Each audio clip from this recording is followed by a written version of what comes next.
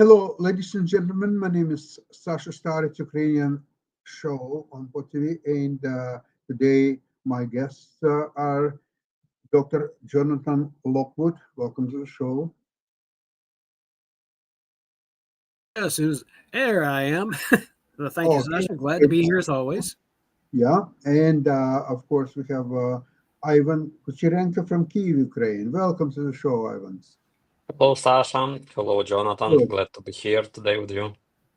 And I've already moved to a new location from Warsaw to Riga, Latvia, and that's Great where I am counteroffensive is now. coming. Fantastic, beautiful place. And I was in Poland. I had a lot of talks with Russian or former Russian people and what they think about all that stuff. I'll tell you more about it. But first, let's start with the movie, Ivan, which you prepared for us. Sure, let's start with it. The American government used a Russian asset, a Russian agent, as an interpreter for a high-stakes negotiation about ending the Ukraine war. It sounds crazy, but it happened. In the end of April, Steve Witkoff traveled to Moscow to meet with Putin for the fourth time this year. Now, he chose to go alone. He entered the room at the Kremlin where Putin and two of his advisors were present. And there was only one other person sitting on the other side of the table. It was a woman. Witkoff turned to her, pointed at her, and said, "Interpreter?" Interpreter? She said, "Mm-hmm." He followed with a question, "From the embassy?" From the embassy.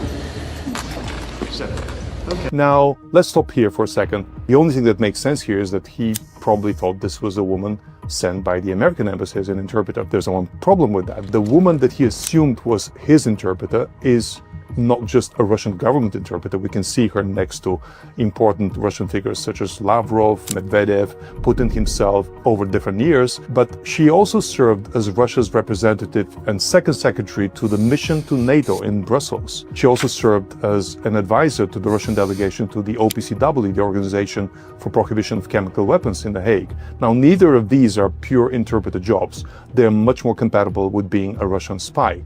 Not surprisingly, we see her here, right behind the head of Russia's spy agency, Naryshkin. Now, Yulia, that's her real name, interpreted for Witkoff over the course of that meeting. The problem with that is this was not just dinner chit-chat. This was a serious negotiation where the stake was the lives of hundreds and maybe millions of people.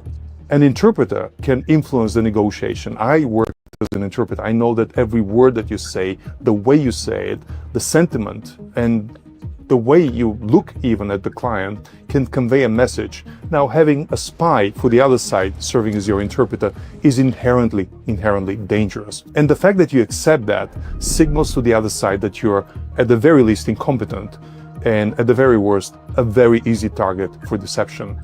And this, unfortunately, happened at the end of April in Moscow. Now, as my friend and colleague from The Spiegel, Fidelia Schmidt, joked, if she really was from the American embassy, From the embassy. So, okay. the Americans had assets all over the place and they're going places. Unfortunately, that was only a joke. She was an asset, but not an American one. Like and subscribe for more of these videos.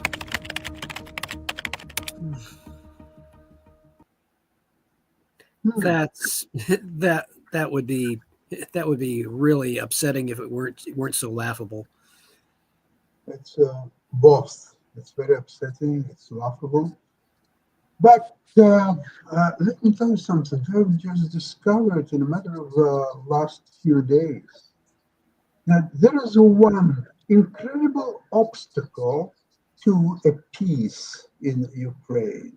One, but very, very, very strong, unmovable obstacle. Let's see what's happened in the last few days. So Trump mentioned that he thinks that Putin got crazy. I think that's what he said, although I heard it in translation and I had to translate it back to English. It might be, it's nothing better than he's crazy. My assessment is that President Trump is undergoing the same sort of awakening, having his eyes opened in the same manner that former President Jimmy Carter had his eyes opened when the Soviets invaded Afghanistan. At last, both of these men have had their eyes opened as to the true nature of the people they were opposing. And Trump now is said to be so angry that he is considering strength imposing secondary sanctions and boosting military aid to Ukraine. And all the other Europeans are talking about, yes, and the U.S. is considering lifting all restrictions on Ukrainians' use of military power. They can strike any targets they want. Now, all of this would be a similar sort of reaction to that which Jimmy Carter had against the Soviets in Afghanistan. It's a parallel. Remember what Mark Twain once said: history doesn't repeat itself. It does rhyme, though. And so in this case, Trump has had his paradigm shattered. He has had his view of how to do things broken. And so now, reacting out of anger and to a certain extent channeling it, he is going to retaliate in the ways that he views best appropriate at his disposal, to punish Putin for having gone crazy on him and acting completely out of the way he thinks leaders ought to act. He doesn't realize fully, he's now starting to realize that there are some people in this world with whom you cannot make deals. You cannot deal with them in the same way that you would with a fellow businessman. And Putin is not a fellow businessman. Jonathan, what surprises me that he is opposing sanctions, new sanctions against Russia, such as 500% tariffs on countries that are purchasing Russian products like oil or gas or something like that.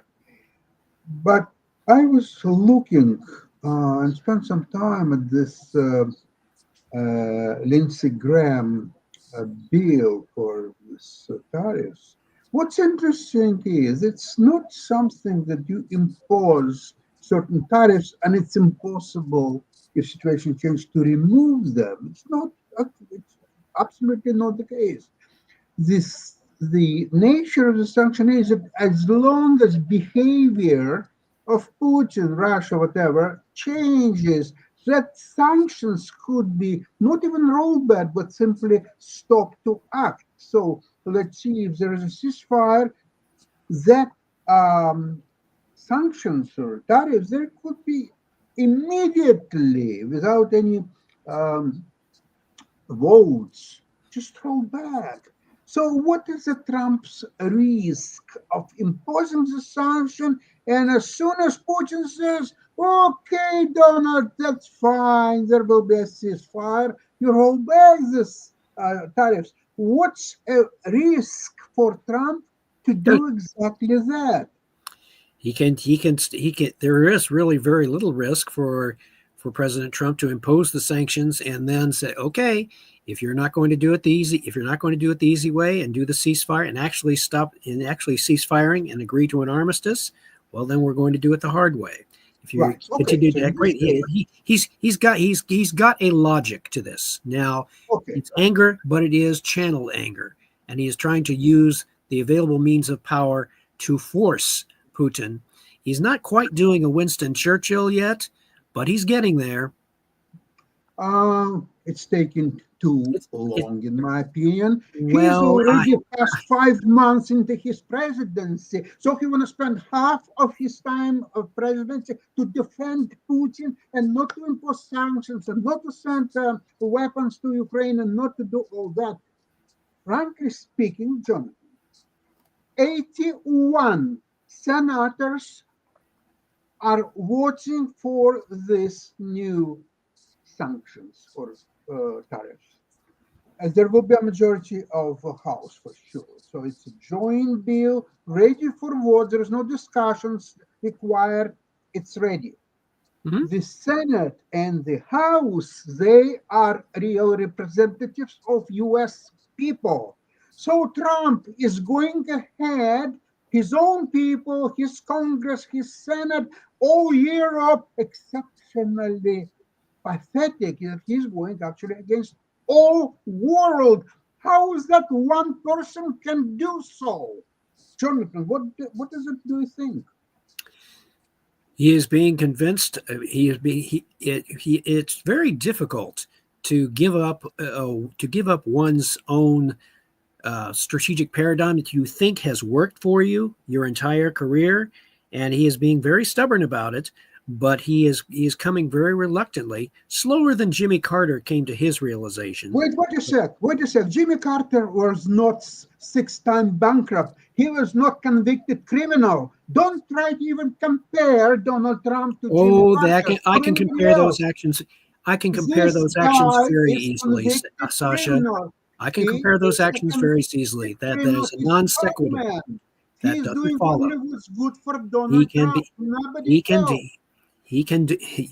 Decreasing the volume is not going to increase the strength of your argument, Sasha.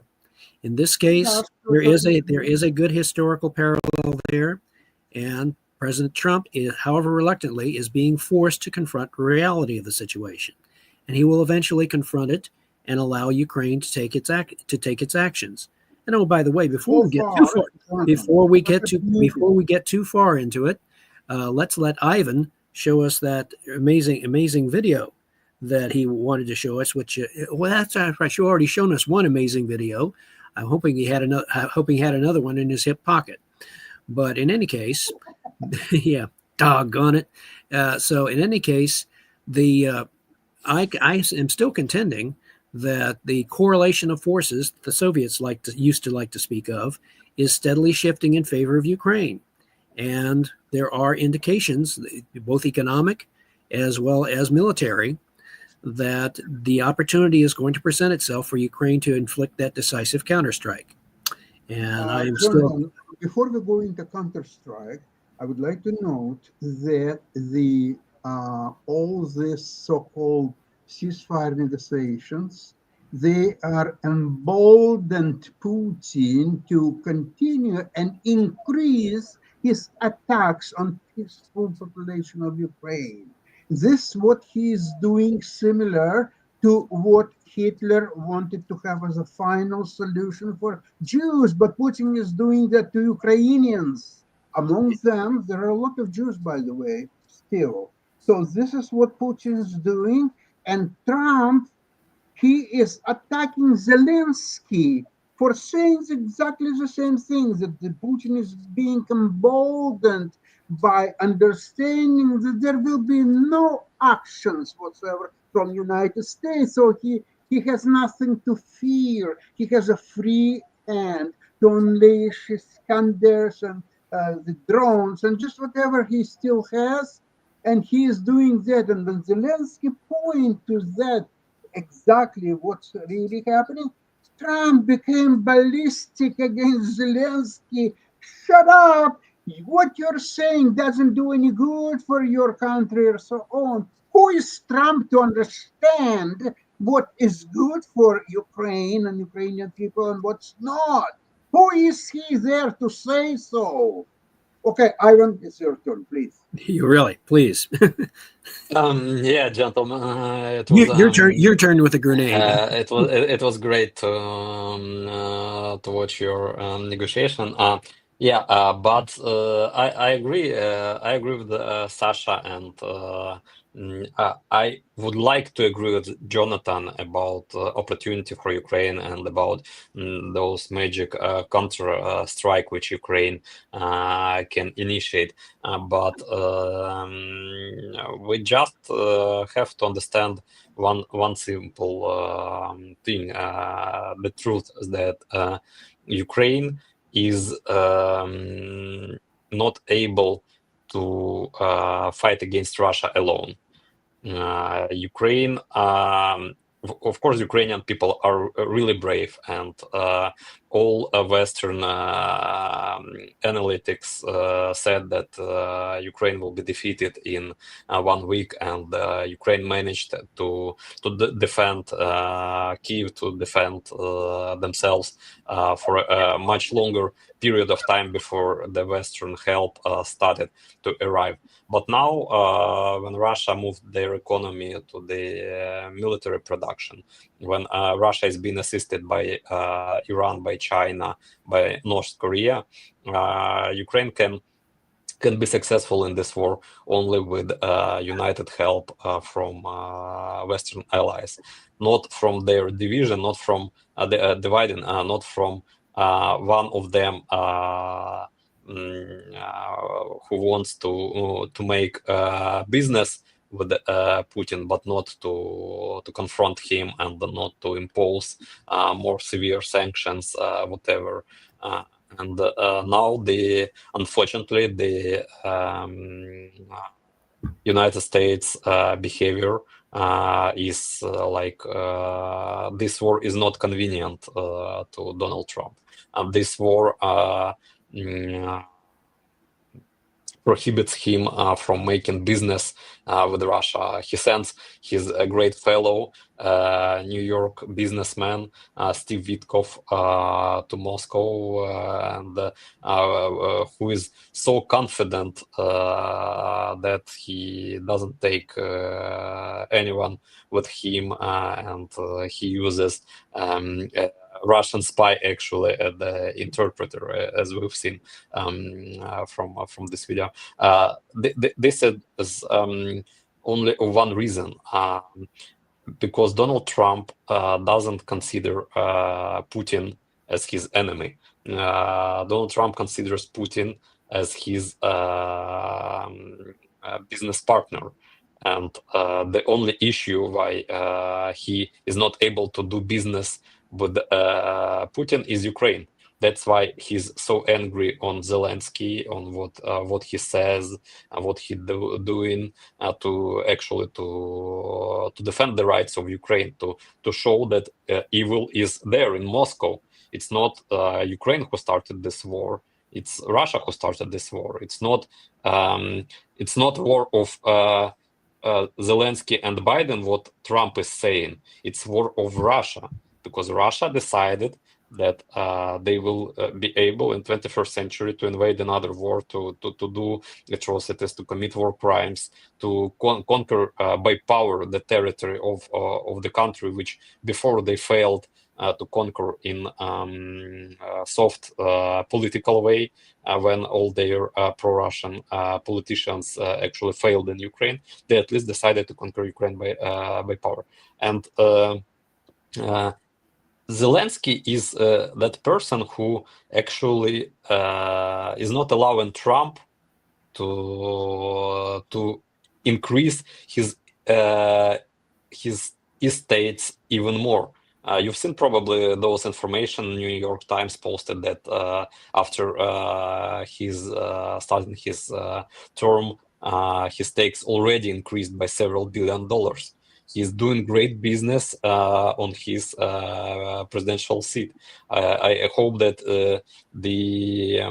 not all government structures in the United States are completely failed, and one day they will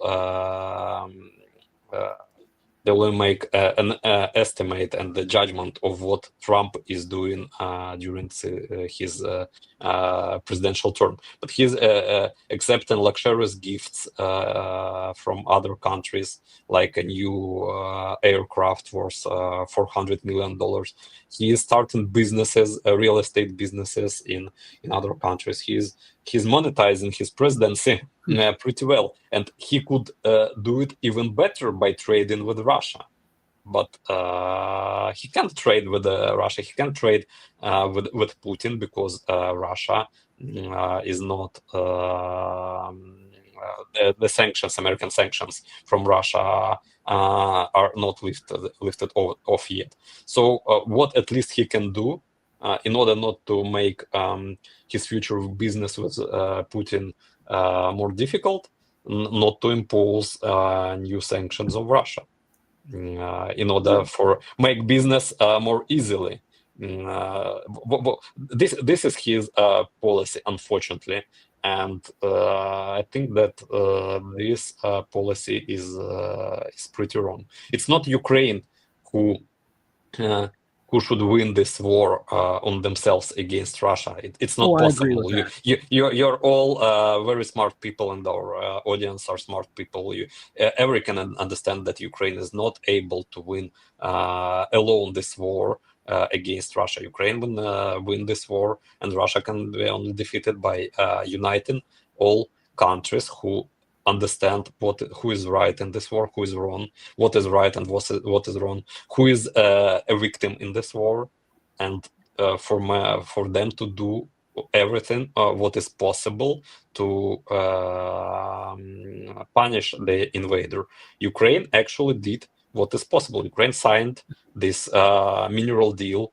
Actually, according to this mineral deal, now the help from the United States, the military equipment, weapons, they will be a part of this mineral deal in future. The United States will not give them Ukraine for free. United States will get those money back. The question is, where are these weapons? There is no military help from Donald Trump. Still, Ukraine is luckily Ukraine is still receiving those help which was started by President Biden, but there is no military help from the United States. It's another issue because sending military help to Ukraine will prevent Trump from doing business with Putin in future. Obviously, that. Putin said to Donald Trump's business partner, he's not his representative, he's Donald Trump's business partner, Witkoff in Moscow, using the services of Russian spy as interpreter. Which indicates to me that the current Trump administration does not fully appreciate or does not fully understand the nature of their adversary. They are being very ill served by the people that are supposed to be experts on Russia. And they're either unwilling or unable to understand I think unwilling, Jonathan. They're unwilling because they, like in that DuckTales movie with Donald, actually the same hero. Not Donald, it was Scrooge McDuck. In that cartoon, yes. when there were dollars in his eyes. Right, dollar signs. Dollar signs. That's what Trump sees in Russia and in Putin. This is what Witkoff sees in Russia and Putin, and this is what Putin shows them because Putin, as experienced spy, actually, he's a former KGB agent, learning how to manipulate perceptions. Yeah, he got to power by his ability to manipulate people, and he's in power for those decades, actually, by manipulating people. He knows exactly how to manipulate Donald Trump and his advisors, so-called, his business partners, and what he is doing successfully. If we see the reaction of Donald Trump, he is doing successfully. When Ukraine and Western leaders, Macron, Friedrich Merz, Kirk Starmer, arrived to Kyiv on May 10th, and they announced a united position that Russia should go to immediate unconditional ceasefire starting from May 12th.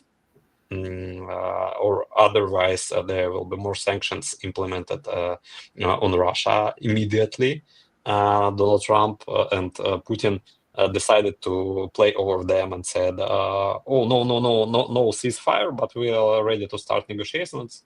That Donald Trump assisted Putin in this. He said, "Okay, great, negotiations. No sanctions, no ceasefire, just negotiations." What Putin is wanted to achieve, he achieved actually, and Trump assisted him in it.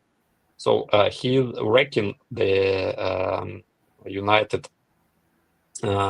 united voice of Europe, of Ukraine, in order to make his business with Putin future business easier.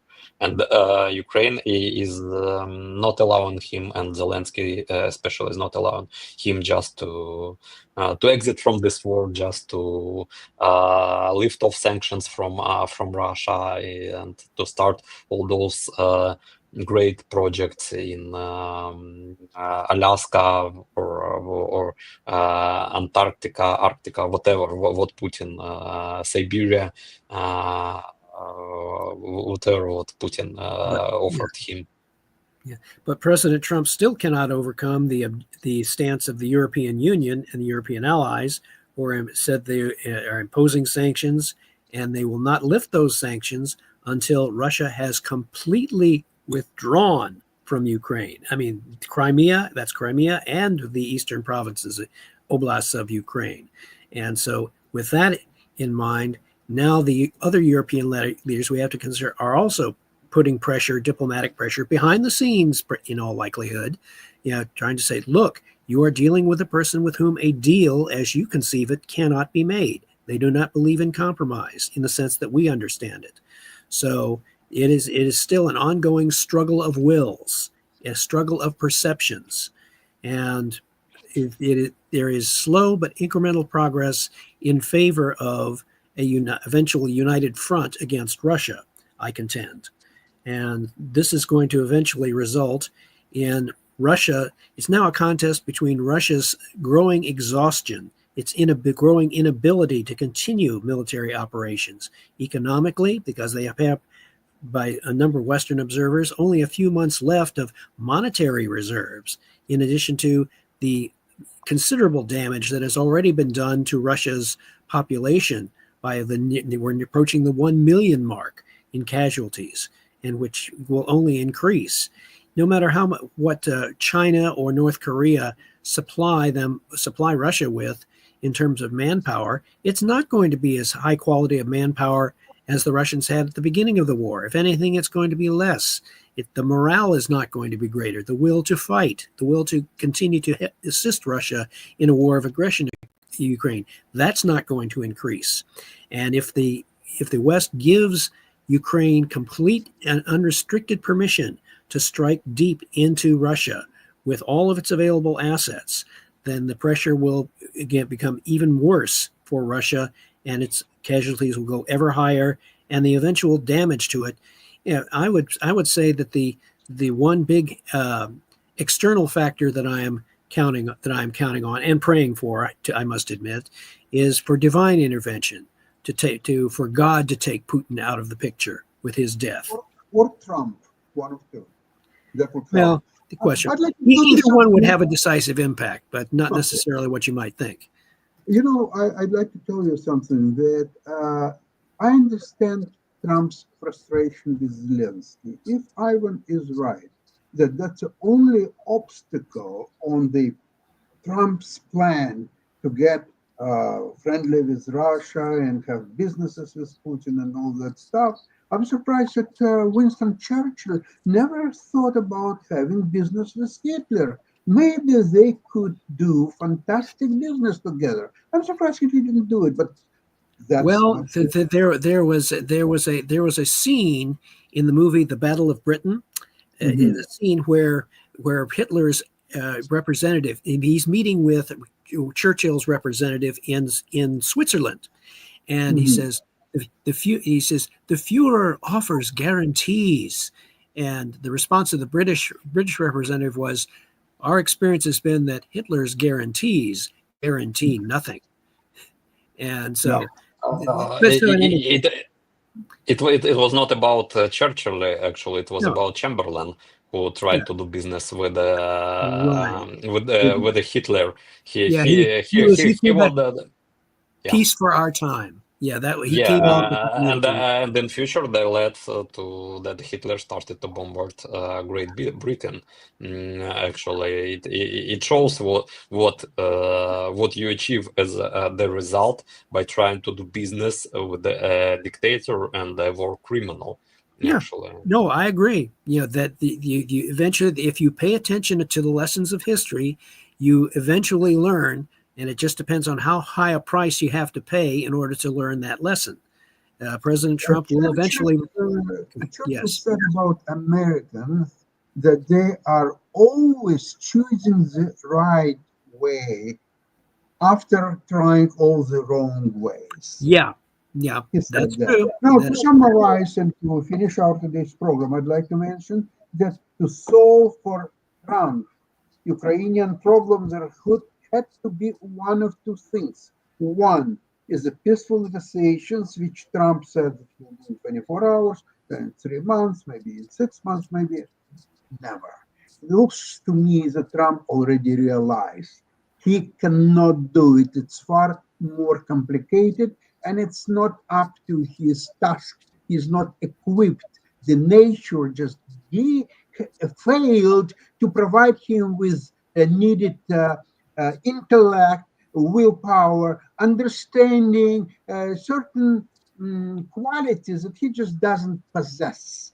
It's he's easy trying to apply a business solution Yeah, to a business- military, a business solution to a He military. knows how to do 6 bankruptcies. He knows how to become convicted felon, conman. He knows all that. He's doing that terrific. Okay, this is well beyond his capability. So there is a second way to do it.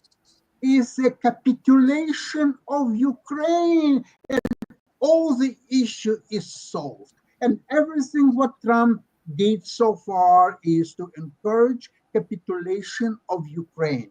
That's where he is. And Europeans, I spoke to few people in Warsaw and here in Riga, Latvia, they all convince whoever I spoke to that all Trump is trying to do is to make Ukraine to capitulate, get it on its knees. So the Putin, and I believe that there is a great coordination between what Putin is doing and what Trump is saying. It's all well orchestrated show. And Europeans are sick and tired of this bullshit. And I think American people will rise, and their representatives in Senate and House, they will rise against these atrocities, what are happening right now.